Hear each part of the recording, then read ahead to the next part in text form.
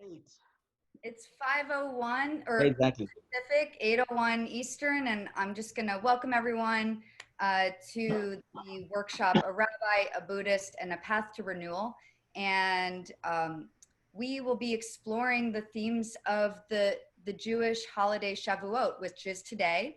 And Rabbi Iggy will be able to share more about that with us. But basically, the themes of renewal, transformation, and how can we better ease the suffering of these times? How can we approach that using the intersections of Buddhism, Judaism, attachment theory, addiction recovery to kind of contend with that? So um, I will introduce our two hosts to you in a moment, and I'll just introduce myself really quick. So I'm Jess Lippman. I'm a mindfulness and mindset coach, and I'm founder of the Mindful Nest. I'm co-founder of Recovery Dharma, and I'm with Shiva Center, supporting them with putting on great programming like this workshop today, and to support people on the path of addiction recovery, and really from all across all walks of life.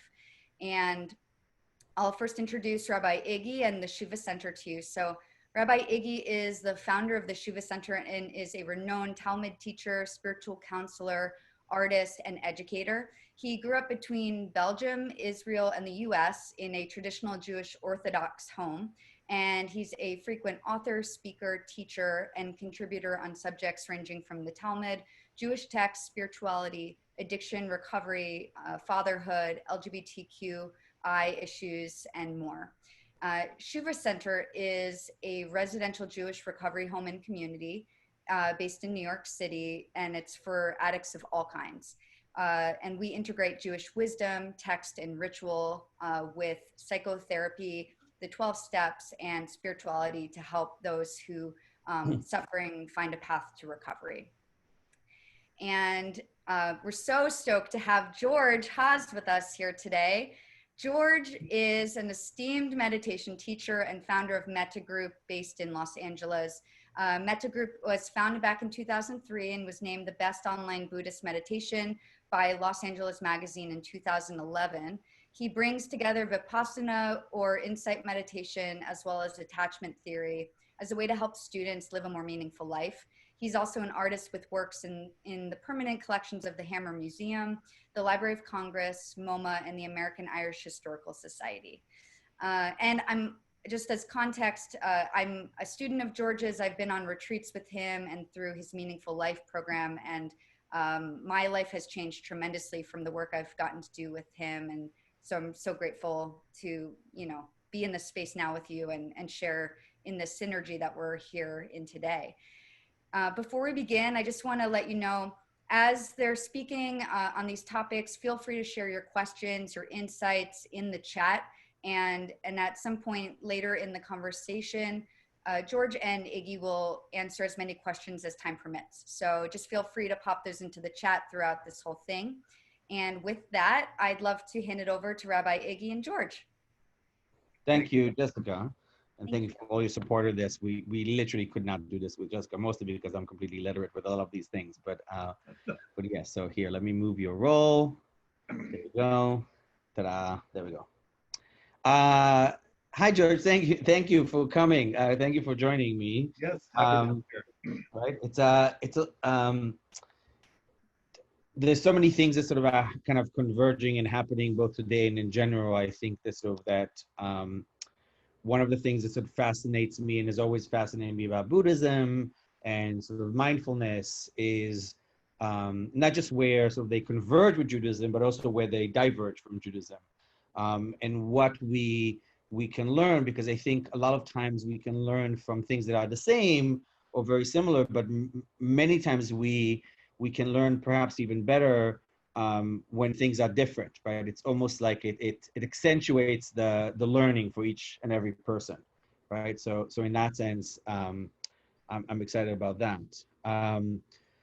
So Shavuot today, right, is the festival of revelation, right? So according to our tradition, this is the moment that the Torah was given, right, to the people of Israel, right? This sort of Judeo-Christian sort of like base of what we believe to be good. But one of the things that sort of is more interesting to me with that, and so part of to start our conversation, is that one of the beliefs is that all Jews, not specific thing, but I'll say, right, that all Jews of all time were present in Mount Sinai today. And therefore we're not missionary, we're not trying to collect more Jews, because all the souls of Jews have always been there at the moment, and therefore they'll find their way back. So there's a sect in Jerusalem that when they meet a new Jew, they don't say, hi, nice to meet you. They say, nice to see you again. We met at Sinai. Right. Right. And I like that, because I think to start a conversation about sort of the universally, whatever, like, right, the word. Personality, I think. Right, exactly. Of I'm of dyslexic, so my pronunciation varies greatly. exactly. But like the commonality of a lot of us, right? So what we would call the human condition, but I think, right, sort of is a lot more than that.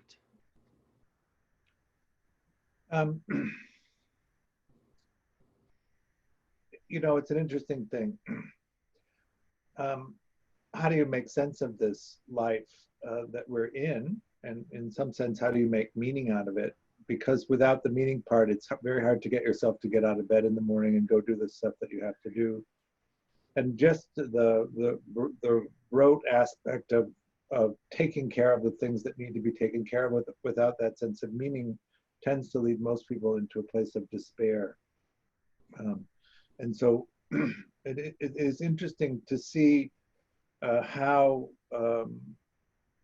we organize these things so that there's that sense of connection and meaning, which helps to manage the fearfulness of the uncertainty of being alive, I think. Yeah, I mean, at the end of the day, I think that's the question that sort of will both sort of like haunt us here, but haunt us in general, which is both of us as, right, for me as a rabbi or Buddhist leaders or spiritual leaders, this quest for truth, this quest for meaning, right? That sort of without meaning, our life becomes, I don't know, fill in the blank, whatever you want to describe it. But I think both of us agree, I hope at least, right, that sort of how we make meaning depends on us, right? If we're waiting for some revelation for giving us meaning, we would be wrong. Well, I think that we all have the experiences that we have that collect. So in Buddhism, we call that conditioning. And the way that we respond to each moment is based on that conditioning, because how we even make sense out of something is based on that conditioning. And then to begin to explore, because we all have these different capacities, what works for us and what doesn't work for us, and then to begin to really pursue that in attachment terms, we're calling that solo exploration. So in the two main dynamics of attachment, of course, are the connection to people and then your solo exploration. But the purpose of the connection to people is to support your solo exploration, and that depending on how well you're able to form that basis of human connection to other people will determine how well you're able to explore and find meaning, and that you can, in a way, limit that exploration to the point that you don't have enough meaning actually to make the difficulties of being alive seem worth it. And then so much of the way that we form relationships and engage in those connections informs that capacity to explore or not. That's making sense. Yeah, no, it makes perfect sense. So because what you're saying in many ways ties into a lot of what we're doing in general virtue, right? Which is sort of, we're talking about recovery and addiction, and right, sort of like Johan Hari, right? The opposite of addiction is connection, right? Which is true, right? And if you follow AA or any kind of, a lot of spiritual teaching teach you that part of the connection. But what you're saying is even deeper, or sort of at least sort of enriches this particular moment, which says like, oh, that actually the way I form those connections, the way I learn those connections, in fact, informs how I find meaning. That it's not just a supportive element of finding myself, but also that sort of it is a tool to use as we create meaning. So if you think about it, anybody who's had a child or has been around small children will see the child begin to explore in the space, and maybe they pick up a broken shell or a bottle cap, and then they rush back and they present it to you. And then you take it from them and you examine it and you express what is interest to you, and then you ask them what has interest in the thing that they found and presented to you, and then you give it back to them and they rush off and then they come back with some other thing. And if you're with a 2-year-old, this can happen 40 times in a period of an hour. And in each of those moments, are you, as the adult in the relationship, able to express delight in the pursuits and interests that the child is engaged in, even if they may not be that interesting to you? Or do you, in some way, shut down that communication? So, Sorry, go on. But in that exchange, that you learn as a 2-year-old that your exploration has value and people are interested in what you do and what your point of view is. And if that's encouraged, then of course you have a sense of exploration and you have the sense of value of it. And then you bring it back to the group that supported you to do it. And it becomes one of the vital energies of that connection. But if something happened in that same dynamic where that wasn't supported, then your exploration is inhibited in a way, and that's where the real impact and meaning comes. Right. Well, I have a lot. So a couple of things. One, of course, is how I believe this sort of within Judaism, in my experience, right, we teach children very early on these what's called blessings, which is sort of like you have to say like 100 of them a day almost, right? And there's blessings for everything. Right? There's a blessing for when you go to the bathroom. There's a blessing when you wake up. There's a blessing when you eat something. There's a blessing when you eat something sweet, something savory. When you see a spider web, when you see a rainbow, when you see the ocean. Like there's even a blessing when you see a beautiful person and an ugly person, right? So right. Living in LA, it's sort of like you never say the ugly one because like, it's like right, so like right, right. So, but I remember as a kid, right, sort of constantly, sort of like my grandfather asking, "What's the bracha? What's the right?" So like this, sort of like, "What are you seeing? What are you exploring? What right?" Which I like a lot, and I think this sort of angle on it sort of like takes it away from the I don't know, ritualistic sort of like almost OCD nature of it, and more in the space of mindfulness.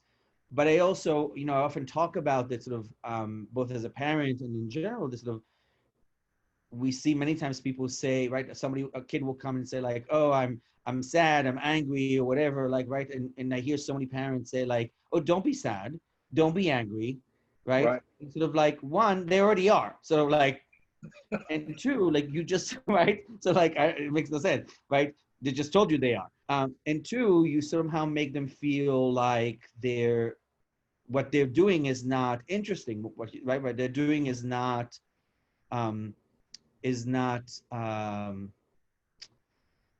not okay. And I think it breaks, right, both the connection and our ability to connect to others in the way that you're saying. And it really informs it in a big way. If I can't come to you as sad and get the connection that I need, but I have to present myself as happy, then when I'm sad, I will come to you and present myself as happy so that I can get the attention that I need from you. And in this way, we really do train our kids to be inauthentic. Right. And to turn off. No worries at all. Yeah. And so, and depending on children are not dumb in terms of trying to get what they want. And they tend to have a lot of energy and are relentless in the pursuit of it. And they will figure out how they have to be in order to get what they want. And if that means that they have to abandon their authentic experience and present themselves in an inauthentic way, they will. But then when they get to be adults and they have agency to go and pursue the things that they want, they won't have the skill to pursue authentically the thing that they want. They'll have the skill of pursuing their caregiver to get what they want, and then they'll take it out into the world, and it won't produce the authentic experience of exploration that would have come from simply allowing the child to be the way that they are and delighting in that authenticity that they create. Yeah, no, I agreed. So I guess, so which leads me to my next question. So as adults, how do we fix that, right? Can we recreate a cultivation of the exploration or the connection as an adult, right? Or are we like dinged forever if if our parents were basically ignorant and annoying and should not be parents at all? Not talking about my experience at all. No, I mean, it's right, because like, right, I often think about my mother. No, no, exactly. But like, my mother, who I love very much, who's a very dear woman, had me very young, very young. It wasn't planned. They were planning on traveling for a while, and she had no business being a mother. right. I mean, she tried her best, and truly I love her for it. But like, there's so many things, and I'm like, especially when I had my own kids, and I'm like, what? Like, right? I would say something, let's do that, and my partner would be like, no, that's not for kids. Like, it worked for me, right? Right. My favorite is when I was really annoying a parent, my mother gave me a shot of whiskey. Oh. And that would put me to sleep. So like, it's like my partner's like, I don't think that's a good thing. It does, however, teach you that the way to regulate your emotions is by taking something. Ain't that truth? And then later in life, of course, it's interesting with addiction, of course. We use a model for the development of attachment, which is based on emotional regulation. And in the beginning, we're all born and we're auto-regulators. We just exist in ourselves. And then if a caregiver comes reliably enough, we reorient toward external regulation. But if the caregiver comes reliably enough, we get into a collaborative exchange of information where the child presents themselves, the caregiver attunes to them, they empathetically connect to them, they mirror back to the child what they think the child is communicating, and then they take care of the need of the child. And if you get that cycle right enough of the time, the child learns to engage in an authentic and collaborative exchange of information with someone else. But if that doesn't happen, which can happen down the line, then you don't move from stage to stage. And most people with addiction did not have caregivers come reliably enough that they moved beyond the auto-regulation stage. And so they're always looking for some non-human intervention that they can use to regulate their emotion. And it could be process addiction or substance addictions. The problem in the human condition, of course, is that we're not designed for that. We're designed to be in complex social groups where we're intimately exchanging our experiences. And when you don't have that, living in the human body becomes extraordinarily painful, which is why the use of painkillers and mind-altering substances becomes essential in order to have equilibrium, which, as you know, in the beginning works. If it didn't work, nobody would do it. Right. No, that's the thing, right? We talk about all the time, right? That most addictions start as a solution to a problem, right? And it works for a while, right? It works for a while, right? So like, right, you right, the drink before the party just to kind of loosen things up, right? Sort of like, right, right. I get, right. I remember like very sort of like, nights where sort of like you just have to push through, and right, you need a little bump, or you need to feel sexy before a party or something, right? And it works for a while. Not to mention that if you're highly traumatized, right? I remember talking to a young woman when she came to treatment years ago, and we were talking about sort of her story and her narrative. And she was telling me how like she unfortunately was abused, traumatized, right? Which is what we find with a lot of people in addiction. Right. The first time she took heroin, that she felt amazing. That all of a sudden she felt like a regular person. She wasn't in PTSD. She went to work. She right. She was like, this is great. This feels amazing, right? So why wouldn't she try it the next day and the next day and the next day, right? It often, right, tries to regulate us. Well, the reason why it doesn't work for very long is because all of these substances create a tolerance. Right. And you have to take more. Suddenly that Right. one drink before the party doesn't do it, and you have to have two, and then three, and then four. And then you get into a place where the body can't tolerate the dose, or you begin to have such an altered experience that you have social consequences or legal consequences from it. That's why. I mean, if we could all have that first drink experience every time we had a drink, there wouldn't be an addiction problem. We would just be better regulated. But the tolerance Yeah. issue, all of that stuff, more Right. extreme. No, but I also, sorry, go on. Go ahead. No, I just saw a question.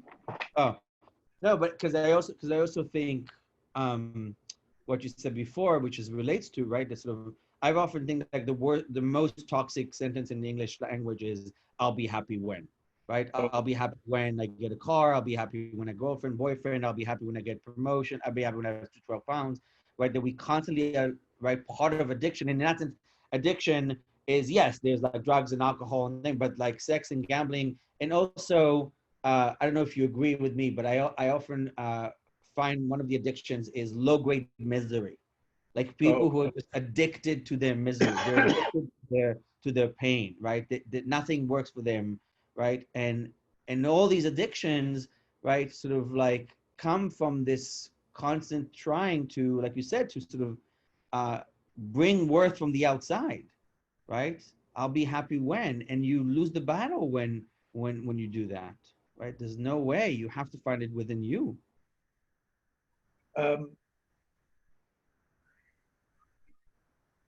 Yeah. One of the things, one of the things that I think is really important is that you open to the possibility of seeing yourself the way that you are. And if you can begin to move in that direction to really see the way that you are, then you can actually begin to take action that's effective in changing your circumstances. But if you don't allow yourself to see yourself accurately, then you don't know what to do actually to move yourself into a direction of more fulfillment. There is only the present moment. This is one of the basic tenets of Buddhism, right? There is only the present moment. And in each present moment, what opens up is all of the potentialities of all of of everything that could possibly happen. And then as soon as you pick something, of course, that's the thing that happens and everything else falls away from that. But what begins to happen is we get these fixed views, we get these ideas about how things are. And when we peer through those views, that whole array of potentialities we no longer see. We just see the thing that corresponds to the view. And then we end up in these ruts of repeating the same thing that doesn't work over and over again, because we can't see all of the other possibilities that are open to us. And so a lot of this is that opening up to that.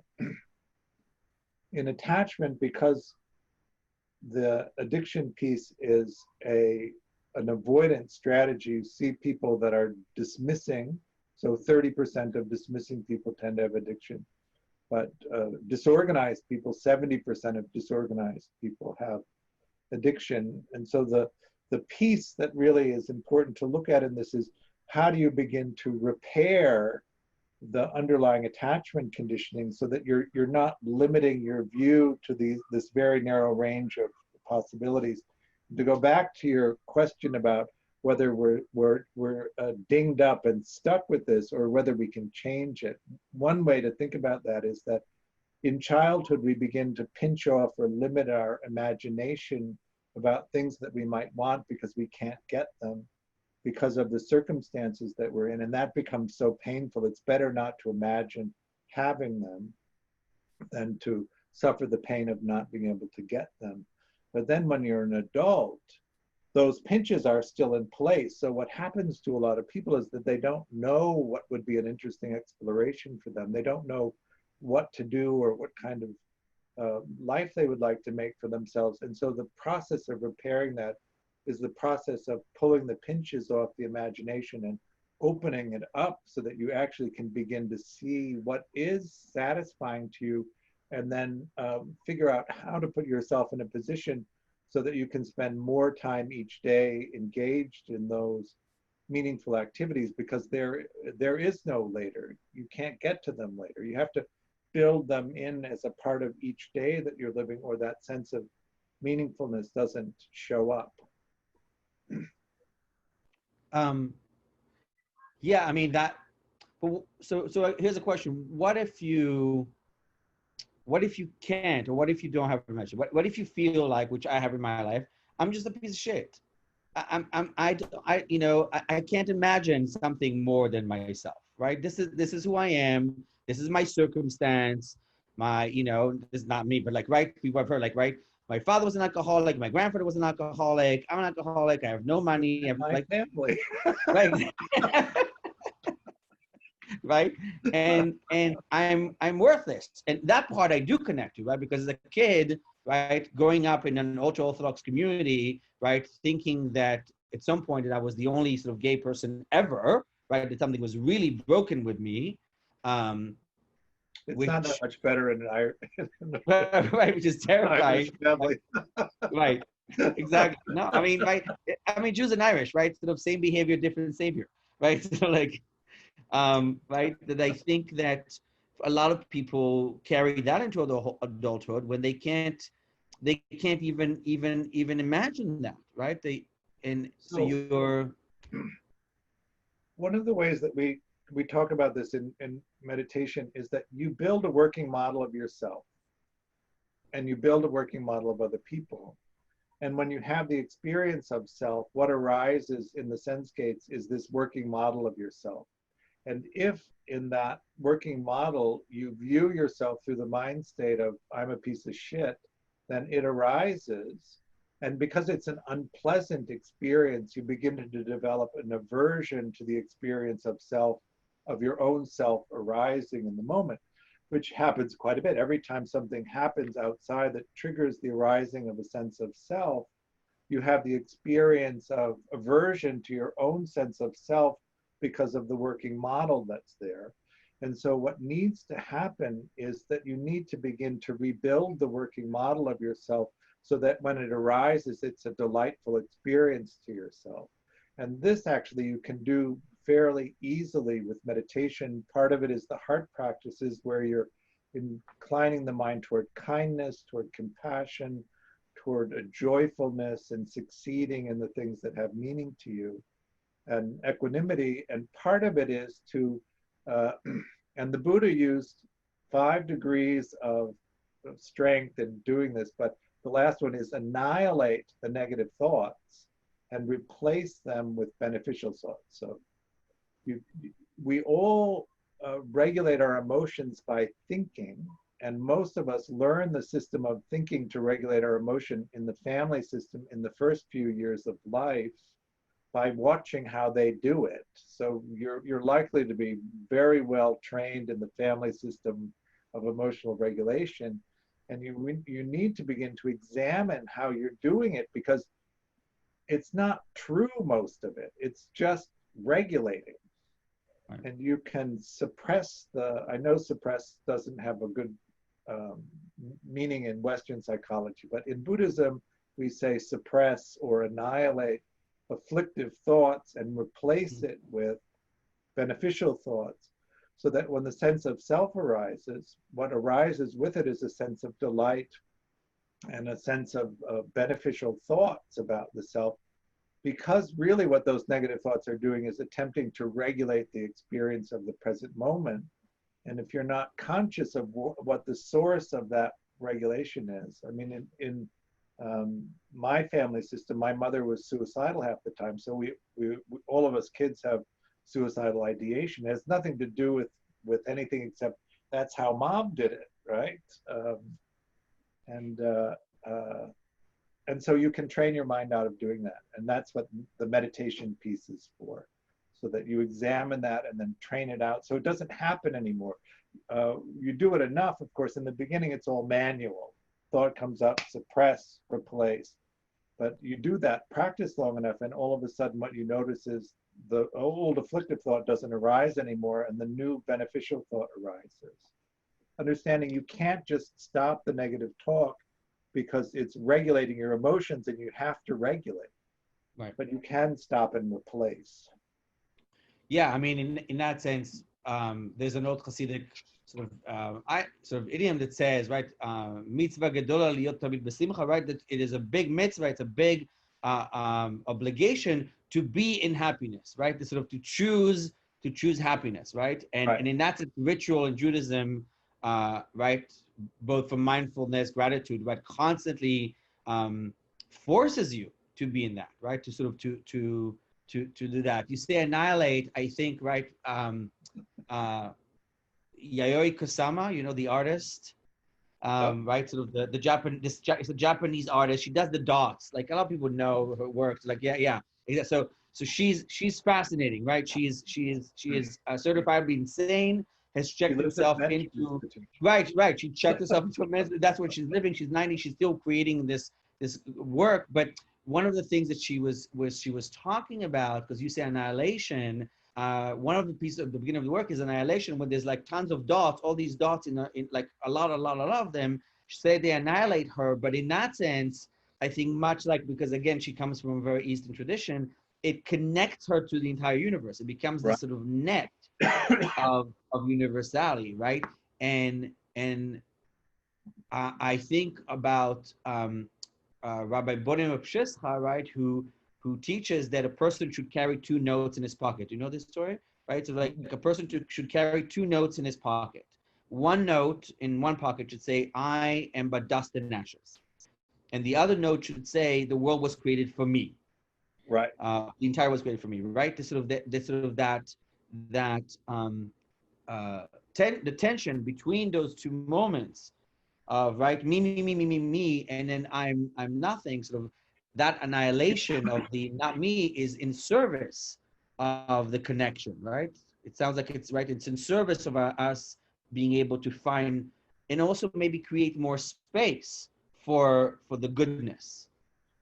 Well, another central tenet of Buddhism is not self, or not. It isn't that you don't have a self experience. We all have a self experience, but there is no intrinsic, ongoing, unchangeable object of self.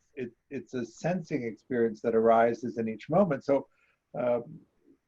Shinzen, my teacher, would say, in the moment that you need a self, you want to manifest a completely brilliant sense of self. And then when you don't need it anymore, you just want to let it disappear. So you move in and out of this flow of being in the experience of everything. And then when you need a self, you fixate it and you become this brilliant agent that can then take actions. Isn't that, I mean, it's funny, right? You say that, like, isn't that the experience of every master, teacher, guru, rabbi, right? So there's the moments where you have to like, right, embody, right, here we are, right? We have to, right, we're speaking out of the sense of self, out of the sense of wisdom, out of the sense of, right? And then, right, and as soon as it's over, whatever, things are like, right, don't look at me. It's sort of like a little bit like an eclipse, right? The eclipse, like the most sort of like, right, me, but don't look at me directly. Sort of like right, there's a certain sense of like, oh, I wish I could just like not be visible, not be self, right? Just be something else, and you have to take it on in a way. So then what you're, I think, pointing to there is this piece about a teacher, that the teacher is actually in service to the student. And so that the manifestation of the teacher is in service to the student, not in service to the teacher. So if you do that really well, the students are very well taken care of and that they have a great teacher, but that's not you, because you're something else. I mean, you're not there taking from the student to gratify yourself. You're seeing the student clearly, seeing what they need, and then offering that to them. And then when that moment is over, it's over, and you can go back to being who you are. And so, right, but yeah, go on.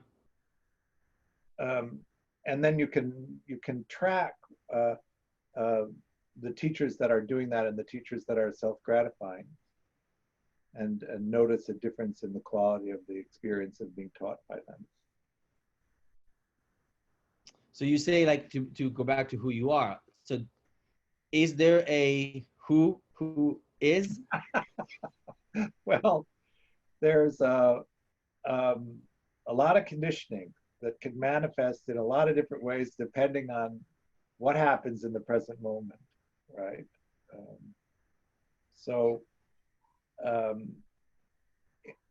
There is the who you are in the moment that you manifest it, certainly, but that it doesn't last past the present moment is also something to consider.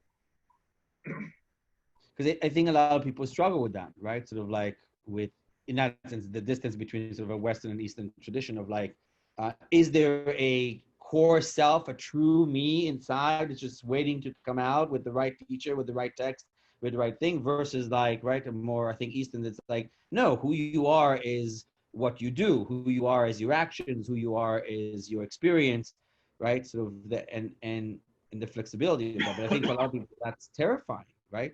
What if I never find this sort of me inside? Well,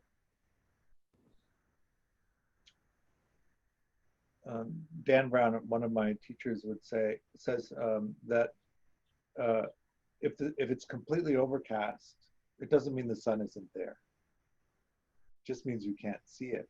And that if you pull the obscurations of the mind away, the sun is there then to shine on you. But it's been there the whole time. The where people get frightened is that they rely on a sense of self, which is illusionary, and they create structures in their life that they depend on as being permanent and controllable, and that they rely on that to protect themselves from the uncertainty and the fearfulness of being alive. It's easy to be terrified of death. It's easy to be terrified of aging. It's easy to be terrified of losing the people that you're connected to. It's easy to be terrified of losing your social status or your way of maneuvering in the world, of supporting yourself in the world. And so you can create these structures that seem permanent to you, even though they're not. And then anything that shifts them or knocks them sideways creates a very fearful and broad reaction. Or you can accept them that you will age, you will die, that you'll lose everything, which is that Buddhist idea. And then find a way to engage fully in everything with the understanding that it won't last. And so that way of going is can produce, a fork in the road. In one direction is nihilism, where nothing matters because nothing lasts, and the other direction is this full engagement, because if you don't take everything out of the moment that's there, the moment will be gone and you won't be able to get it again. And so it really, I notice in people, at least in the meditation side of things, that have a deep practice, really go for it. They really engage in everything they can engage in, because they know that it's not going to be there later. So either you take it now or you don't take it, and which is totally fine. You cannot take it, but you're fine with not taking it because you can't get it later. And it changes the way that you operate in the world. Yeah, I mean, it's funny because, like, right, I always see them as super close, right? That if nothing matters, then everything matters, right? And if everything matters, right? So like, I always feel like people like, oh, nihilism, like, no, they're exactly the same, right? And in that sense, I think sort of like not existentialism is people like, oh, nothing, nothing matters. But I think true existentialism, much like Buddhism, says, yes, right, everything is impermanent. And in that sense, I think Judaism is the same. You're going to die. Therefore, right, you have to make today matter, not because of this sense of urgency of like what you will be achieving or accumulating, but because you may die tomorrow and you wanna live your life as if you need to. So in our tradition, you have to do tshuva every day, right? You have to live in a space of answer, return, and repentance every day, right? Because that gives us meaning. Because tomorrow we may die, right? So it doesn't have this sort of like urgency to it, but it does give a beautiful preciousness to every moment, right? A Yes. beautiful sort of right in the book that sort of we were talking about, right? Sort of there was that section that I wrote you about, right? That said, right, the direct path to realization is to be mindful at all times. When breathing in, know that you're breathing in, and when you're breathing out, know that you're breathing out. And in that sense, that sort of, and I think especially these days with like COVID and respiratory and all that, sort of like, right, something that's so that most of us don't really think about, right? You only think about your breathing when you can't, Right. right? And if I tell you, like, think about your breathing, right? People will be like, right, like, which is a kind of anxiety, if you will. I'm coughing a lot. I should tell you that I have reflux, not COVID. We're distant, though, like, we're 2,000, but yeah, but I think it's so funny, right? Not funny. It's so interesting to think about those moments and to think about those built-in mindfulness, if you will, right? So like you're a secular Buddhist, if you will, right? Sort of, right? And I'm a rabbi who doesn't believe that God gives a shit. So right, so somehow in a nice nexus kind of thing. But I think that, right, so I guess trying to weave it to like, right, so how do we find, right, what would you say to somebody who wants to find a way to become more mindful, to fix some of those attachments, to learn how to find a better sense of the self, right? The other thing you said, which I really love, which I think ties into what I'm saying, is, right, the you said at some point, right, the way that you are in the world does not provide the happiness you would like, Right. right? And that realization that sort of like that, which is so deep, because I think it's sort of like, one, to like, oh, this is not working for me, I want something different. But two, that I can, because that means that sort of how you are can in fact produce something different, right? So where would you, right, where would you, what would you tell young George Haas, right, in New York? There's some rumors about Run. like, right, about bands and cross-dressing bands and stuff. So like, there's some rumors about where there's some, which I'm really curious about. But right, but in that sense, right, other than like run away as fast as you can, George, please go now. What would you say to that person? Or Um,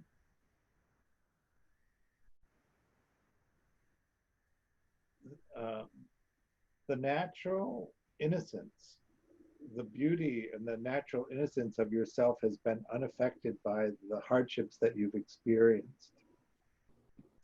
And that if you allow it, it will radiate outward and people will be able to see it and be drawn to it. These are things that you can do now. The idea is, one of the things I think that happens to people is they get caught up in the experience of self, and then they think that the cognitive mind is going to solve things, and that the conscious experience of things is where it all happens.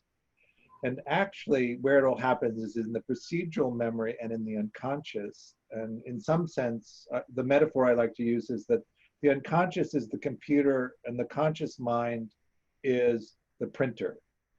It all happens unconsciously based on your conditioning. And then at the last moment, the unconscious sends the finished document to the printer, which you then read and think, I'm doing this, when in fact, you're not doing it. And so anything that's cognitively based, that's consciousness based, isn't going to have much of an impact on changing the automatic responses that you have to the conditions of the present moment. And because it's behind, it doesn't create the possibility of choosing differently. And so you have to do something that actually affects the procedural part of the system, the procedural memory part. And the reason that meditation is so good at it is because it operates in procedural memory. It doesn't operate in conscious memory. So that when you do meditation interventions for all of this stuff, it changes the database, if you will. You have the object that can be sensed, the capacity to sense it when they meet.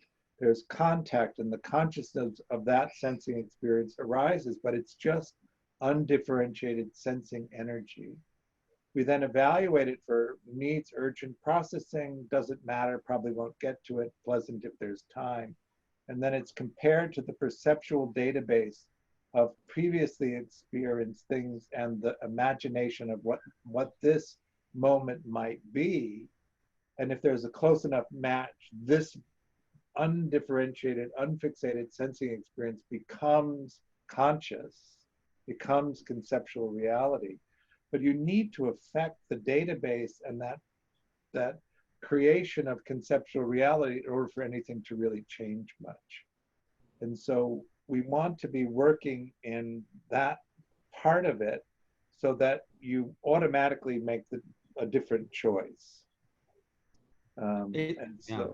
So that's why we do the ideal parent figure meditations, and we develop we call it mentalizing or metacognition using the Vipassana techniques. We do the psychoeducation for the conscious mind so that it will allow you to do the other things. But really the underlying changes that happen because the procedural memory has been affected. Fascinating. It's very matrixy. It is. Yeah, exactly.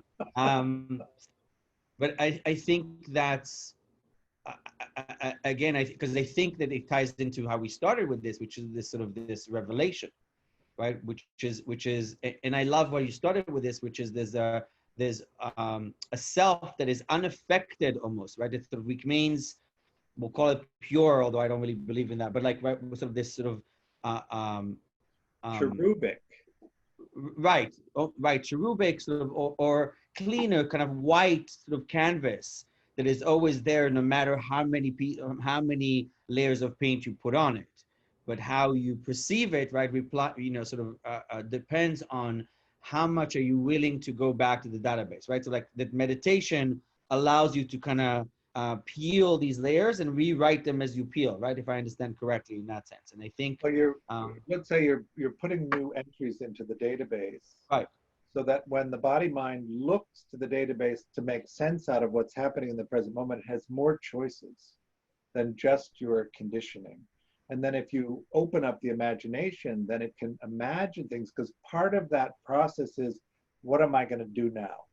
Right. And so you make conceptual reality, but part of that conceptual reality is what action am I going to take now in response to what's going on?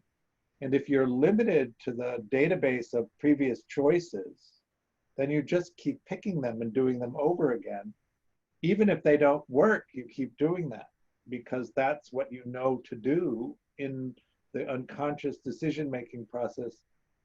And then it's most of the time it's already too late by the time it becomes conscious. And if you're not mindful, I think of consciousness as a sort of industrial booth, green with glass.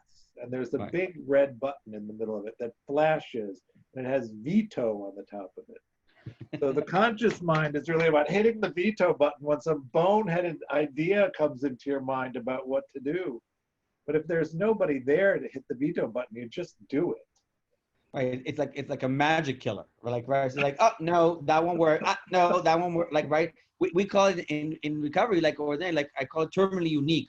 People who like are constantly feel like, or like I said, people with low-grade misery addiction, right? So like, that won't work. This is stupid. Who will want that, right? Like, right, right, and it is a voice, right? Every once in a while, even for me, sort of like, Don't say that. Who wants to hear you? Like, shut up. Like, enough with you, right? Which But I you think learned when you were 2, handing a broken shell to somebody.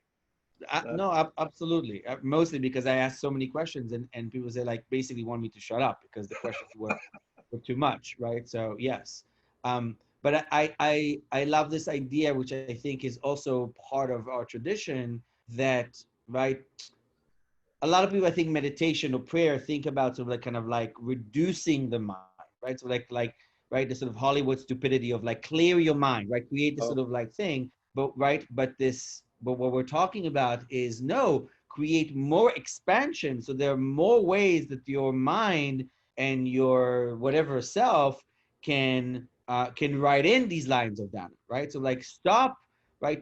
Yes, right? I think the Buddha said, right, so the mind is like 1,000 wild horses, right? So like that right.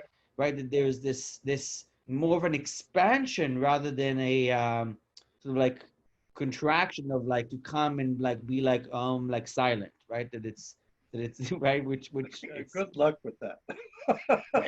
exactly. I'm sort of like, what does that mean? I don't even know what that means, right? Right? Yeah. I like the Buddha said, you want to shift into awareness. So it's like you're standing on the bank watching a roaring river flow down. Um, and you're able to stand on the bank. And every now and then a wave will flow over the bank, grab you and pull you into the rapids, and you'll be banged against the rock and up and down, and you really won't be able to tell what's going on. And then you can want to crawl back out and stand again on Don't the threaten me with a good time, a good little. I'm up for a good ramble.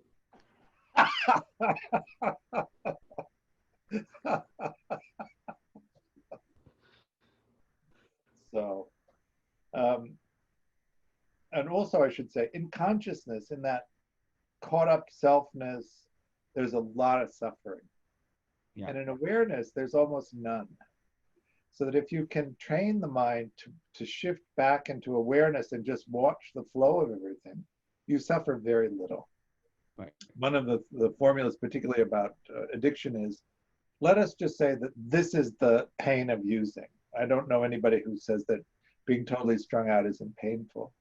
If you keep the pain of life down here, this never looks good. Right. But if you let the pain of life get up here, that little bit of relief that you'll get by using suddenly looks good. And so you really have to examine this process of how you are in the world so that you can move out of that place of causing yourself so much pain that the only real solution that your mind can come up with is drugging yourself. Yeah, no, I mean, I love it. And I think that's true. I think that there is a lot of suffering, but suffering, of course, in many times is a perception. When as soon as you observe the suffering, many times sometimes the suffering can go away, right? Mm-hmm. So, right, that sort of that, right? A lot like we're talking about anxiety a lot lately, and I always feel like anxiety, right? It's projecting onto the future, right? Things that sort of you're afraid or suffering from. But if you all of a sudden see that you're in the now, the suffering goes away, the anxiety goes away because you're observing it. So, right, in many ways, observing something Right. is, and in that sense, back to Shavuot, we have a few minutes, right? So like to that the looking at something, right? So like commemorating it, observing it, right? Redoing a tikkun like this every, right, which means to fix, right? A tikkun means to fix in Hebrew.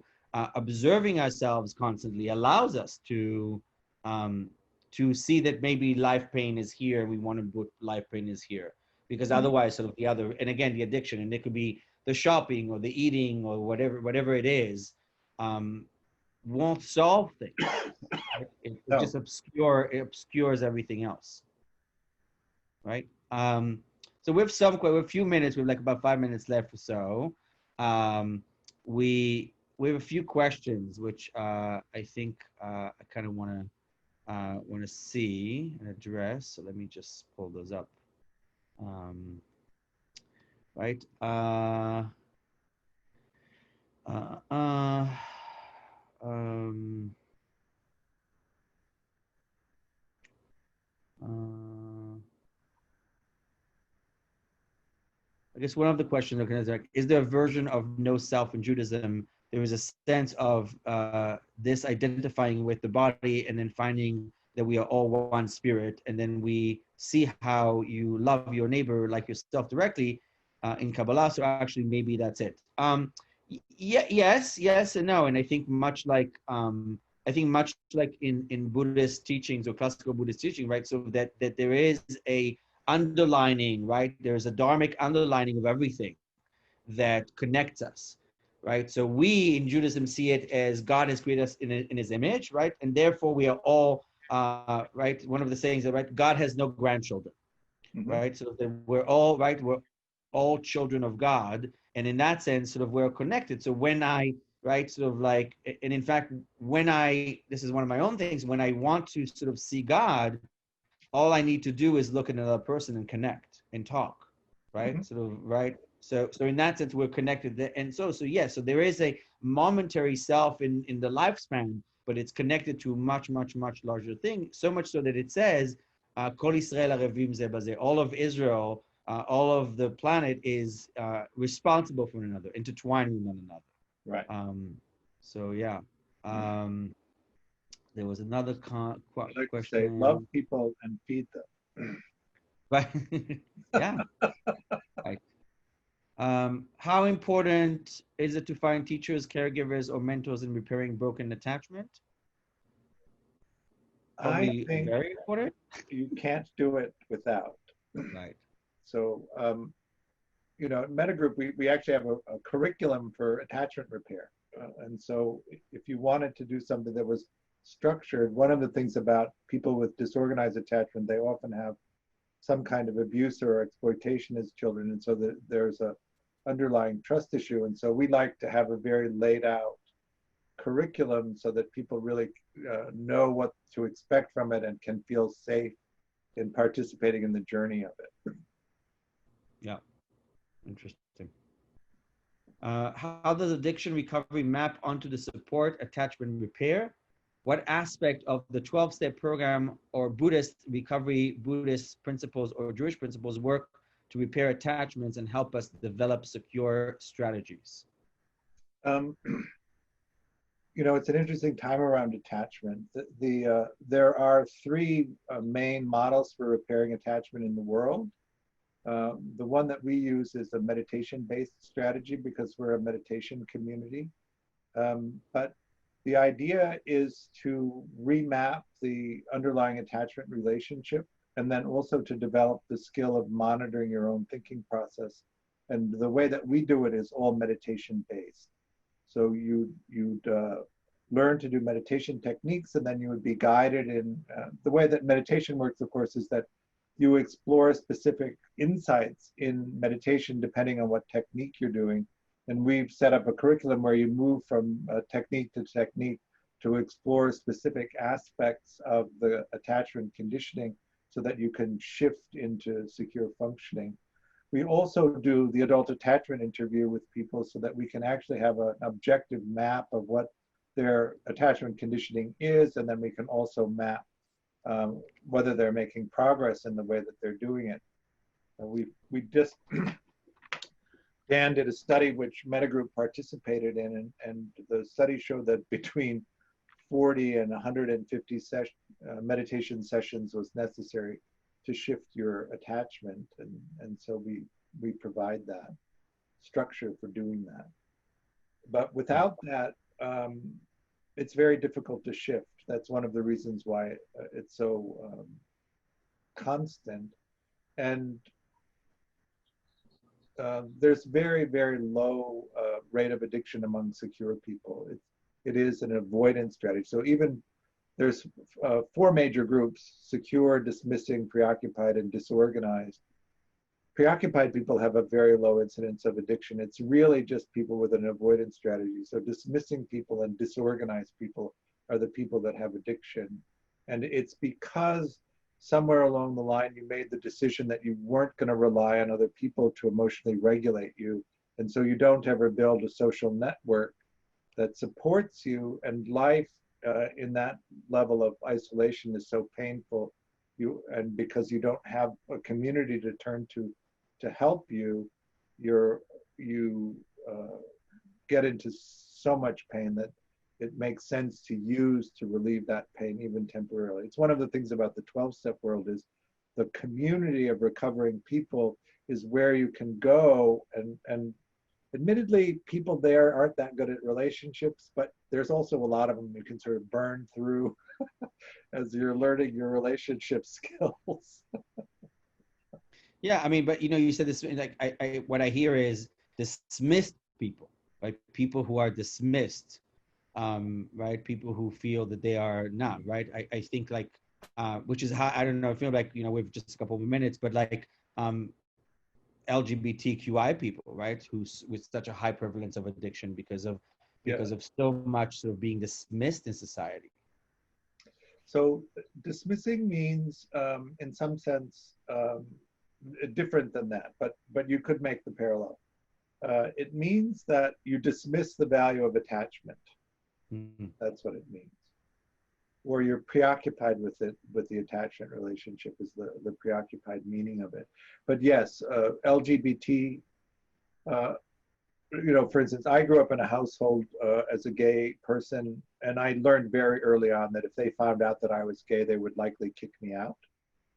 How much of a sense of security does a child have knowing that if they find out the true nature of you, that they'll kick you out? And so you hide, and you learn how to hide, and you pretend, and you do all of the things that you need to do in order to survive in that environment. But one of the things you don't do is become vulnerable, or tell anybody anything that's happening, really. So. Right. So I mean, I'm guessing that's what we agree, right? It creates an eroded sense of self, and so, like, disattaches you from everything, and then you need to somehow find ways to deal with that, and therefore you sort of turn to, right, again, addiction, and sort of trying to find worth, or at least trying to find either worth in somebody else, right? So, like, sex addiction, which, right, is huge, or in other things, right? Or you just self-medicate to not feel all these feelings. Yeah. Oxytocin, sex addiction, it's one of the things that makes you feel good. No, absolutely. They feel great for a while. Otherwise, people wouldn't do them, right? If, like, every time you right, sort of like did cocaine, you would, like, bleed and cough, like, for 2 weeks and feel horrible, you wouldn't do it. So, not that I'm speaking from any experience. Right, exactly. It's 6:03 for you, 9:03 for us, right? Okay. So I don't want to impose on your time, but I guess just for both of us first, right? People who want to find you, Mettagroup, right, is available, and for people to .org, to people to really engage in meditation, engage in finding meaning for themselves, right, through you and other people there, which is pretty amazing.